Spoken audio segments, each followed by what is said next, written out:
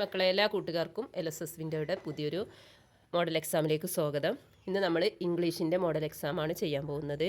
ഇതിന് മുന്നത്തെ വീഡിയോയിൽ മലയാളത്തിൻ്റെ മോഡൽ എക്സാം നടത്തിയിരുന്നു. അതിൽ നമ്മൾ പറഞ്ഞിരുന്നു 1 മുതൽ 12 വരെ മലയാളത്തിൻ്റെ ചോദ്യങ്ങളായിരിക്കും. ഇനി അടുത്തത് 13, 14 ഇംഗ്ലീഷിൻ്റെ ചോദ്യങ്ങളാണ് വരുന്നത്. അപ്പോൾ നമുക്ക് പേപ്പർ 1ഉം പേപ്പർ 2 ഉണ്ട്. അതിൽ പേപ്പർ 1ൽ ഇംഗ്ലീഷും മലയാളവും അതേപോലെ ജിക്കാണ് ഉണ്ടാവുക. പേപ്പർ 2ൽ പരിസര പഠനവും ഗണിതവും ഉണ്ടായിരിക്കുക. അപ്പോൾ നമുക്ക് ഇനി ഇംഗ്ലീഷിൻ്റെ ക്വസ്റ്റ്യങ്ങളാണ് നോക്കാനുള്ളത്. 13ാമത്തെയും 14ാമത്തെയും ചോദ്യം. അപ്പോൾ 13ാമത്തെ ചോദ്യത്തിൽ 5 മാർക്കും 14ാമത്തെ ചോദ്യത്തിൽ 5 മാർക്കുമാണ് ഉണ്ടാവുക.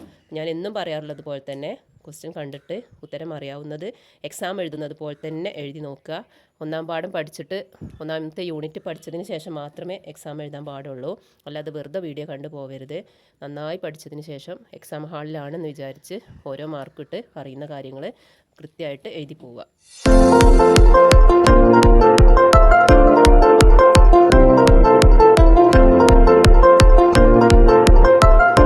Read the following sentences and answer the question that follow. Read the following sentences and answer the questions that follow. അതായത് കുറച്ച് സെൻറ്റൻസുകൾ താഴെ കൊടുത്തിട്ടുണ്ട്. അത് വായിച്ച് അതിന് താഴെ പറയുന്ന ക്വസ്റ്റ്യൻസിന് ആൻസർ എഴുതുക എന്നുള്ളതാണ് ചോദ്യം. ഇനി സെൻറ്റൻസുകൾ എന്താണെന്ന് നോക്കാം. Dilna and her brother were playing in the backyard. She ran to the door and opened it. Then she went straight to the kitchen and spotted a plate of cookies on the table. ഇതാണ് സെൻറ്റൻസുകൾ പറഞ്ഞത്. ഇനി നമുക്ക് ABC എന്നുള്ള questions എന്തൊക്കെയാണെന്ന് നോക്കാം. ഇതിൽ question which term can be used instead of area of land behind a building. Area of land behind a building എന്നതിനെ സൂചിപ്പിക്കുന്ന വേർഡ് ഏതാണ്? Options door, kitchen, backyard, house. Next B question complete the sentence choosing appropriate option from those give below. താഴെ ഒരു sentence കൊടുത്തിട്ടുണ്ട്, പക്ഷേ അതിൻ്റെ ചെറിയൊരു ഭാഗം വിട്ടുപോയി. അത് ഓപ്ഷനിൽ നിന്ന് തിരഞ്ഞെടുത്ത് എഴുതാനാണ്. Dilnaz mom laying dash the floor. Options in, on, to, off. Correct option തിരഞ്ഞെടുത്ത് ആൻസർ എഴുതുക. Then C question that night Dilnaz father called from abroad. She told him everything that had happen. അന്ന് രാത്രി എന്ത് ചെയ്തു? ദിൽനയുടെ ഫാദർ അബ്രോഡിൽ നിന്ന് ഫോൺ ചെയ്തു. അപ്പോൾ ദിൽന അന്ന് സംഭവിച്ച എല്ലാ കാര്യങ്ങളും ഫാദറിനോട് പറയുകയാണ്. ഈ ക്വസ്റ്റ്യന് write the conversation between Dilna and her father. ദിൽനയും ദിൽനയുടെ ഫാദറും തമ്മിലുള്ള കോൺവെർസേഷൻ എഴുതാനാണ്. ഇവിടെ 3 മാർക്കിനാണ് കോൺവെർസേഷൻ വരുന്നത്. മറ്റേത് രണ്ടും ഓരോ ക്വസ്റ്റ്യനും ഓരോ മാർക്കാണ്. അപ്പോൾ ഇവിടെ 3 മാർക്കാണ്. അതിനനുസരിച്ചിട്ട് ആൻസർ എഴുതണം. ഇനി 14th ക്വസ്റ്റ്യന് read the following lines and answer the question that follow. 4 line കൊടുത്തിട്ടുണ്ട്. അത് വായിച്ച് താഴെ വരുന്ന ക്വസ്റ്റ്യൻസ് ആൻസർ എഴുതാനാണ്.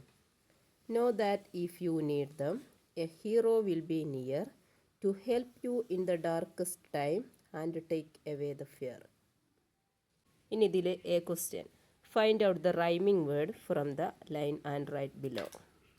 Then B question why do you think everybody calls these heroes everyday heroes. എന്തുകൊണ്ടാണ് ഇവരെ നമ്മൾ അനുദിന നായകർ എന്ന് വിളിക്കുന്നത്? ഇതാണ് ക്വസ്റ്റ്യന്. ഈ 4 ലൈന് അനുദിന നായകരെ കുറിച്ചിട്ടാണ് പറയുന്നത്. അപ്പോൾ എന്തുകൊണ്ടാണ് നമ്മൾ ഇവരെ അനുദിന നായകർ എന്ന് വിളിക്കുന്നത്? ഇതിൻ്റെ ഓപ്ഷൻസ്, ഒന്നാമത്തെ option they are angry with us. Then they don't help us when we need them. Then they always hurt us. Then fourth one they help us when we need them. ഇനി ഇതിൽ C question we have seen many heroes like soldiers, farmers, police officer, artist and sportsman. Then question describe a small note about any one of these heroes. ഇതുപോലെ ഏതെങ്കിലും ഒരു ഹീറോനെ കുറിച്ചിട്ട് ചെറിയ ഒരു describe എഴുതാനാണ്. അപ്പോൾ ഇത്രയുമാണ് ഇംഗ്ലീഷിലെ 2 ക്വസ്റ്റ്യൻസ്. 2 ക്വസ്റ്റ്യൻ്റെയും 5 മാർക്കിനാണ് ഉണ്ടാവുക. 13ാമത്തെയും 14ാമത്തെയും ക്വസ്റ്റ്യന്. അങ്ങനെ ടോട്ടൽ 10 മാർക്കിനാണ് ഇംഗ്ലീഷിൽ നിന്നും ക്വസ്റ്റ്യൻ ഉണ്ടാവുക.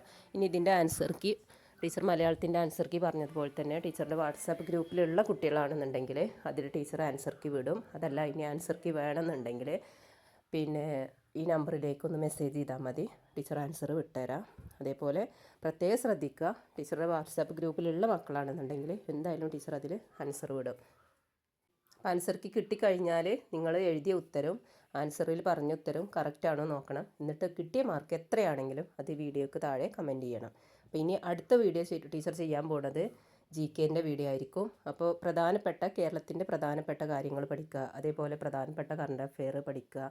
ഇതിൽ നിന്നൊക്കെ 10 ക്വസ്റ്റ്യനാണ് നമുക്ക് കറണ്ട് അഫെയറിന് ഉണ്ടാവുക. അപ്പോൾ അതുമായി ബന്ധപ്പെട്ട ക്വസ്റ്റ്യന് ടീച്ചർ അടുത്ത വീഡിയോയിൽ ചെയ്യാം. അപ്പോൾ നന്നായിട്ട് ഇരുന്നിട്ട് പഠിക്കുക. Okay, thank